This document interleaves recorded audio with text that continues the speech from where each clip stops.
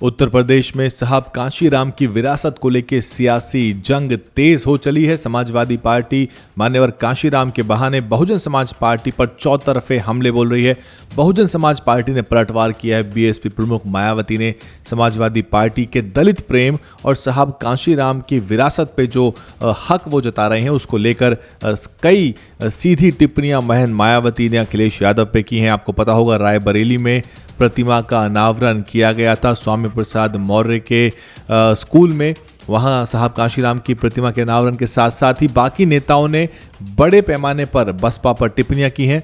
बहन मायावती ने कहा है कि सपा प्रमुख की मौजूदगी में मिले मुलायम कांशीराम हवा में उड़ गए। जय श्री राम नारे को लेकर रामचरितमानस विवाद वाले सपा नेता पर मुकदमा होने की खबर सुर्खियों में है। तो बहन मायावती का सीधा निशाना स्वामी प्रसाद मौर्य था, जो कि रामचरितमानस के विवाद से लेके अभी हाल ही में उन्होंने ये नारा लगाया, उनके ऊपर मुकदमा इस नारे को लेकर दर्ज हो गया है। मायावती का हमला है कि वास्तव में यूपी के विकास और जनहित के बजाय जातिवादी द्वेष और अनर्गल मुद्दों की राजनीति करना सपा का स्वभाव है। तो बीएसपी प्रमुख मायावती ने सपा पर सीधा हमला बोला है कि अनर्गल और फिजूल के मुद्दों पर राजनीति करना उनका स्वभाव रहा है। और साथ ही मायावती कहती हैं कि यह हकीकत लोगों के सामने बार बार आती रही है। 1993 में मान्यवर कांशीराम ने सपा बसपा गठबंधन मिशनरी भावना के तहत बनाया था, लेकिन मुलायम सिंह यादव के गठबंधन का सीएम बनने के बावजूद उनकी नीयत पाक साफ न होकर बसपा को बदनाम करने और दलित उत्पीड़न को जारी रखने की रही। इसी क्रम में उस दौरान श्री राम मंदिर और अपर कास्ट समाज से संबंधित जिन नारों को प्रचारित किया गया वो बीएसपी को बदनाम करने की सपा की शरारत थी और सोची समझी साजिश थी। इसलिए सपा की ऐसी हरकतों से खास तौर पर दलितों, अन्य पिछड़ों और मुस्लिम समाज को सावधान रहने की ज़रूरत है। तो मायावती ने हिदायत दी है ओबीसी, दलित समाज और मुस्लिम वर्गों की सपा से सावधान रहने की ज़रूरत है। जबकि समाजवादी जो पार्टी है वो लगातार चाहे वो 15 मार्च का मौका हो, कोई मौका चूक नहीं रहे अखिलेश यादव बहुजन समाज पार्टी पे हमला बोलने से।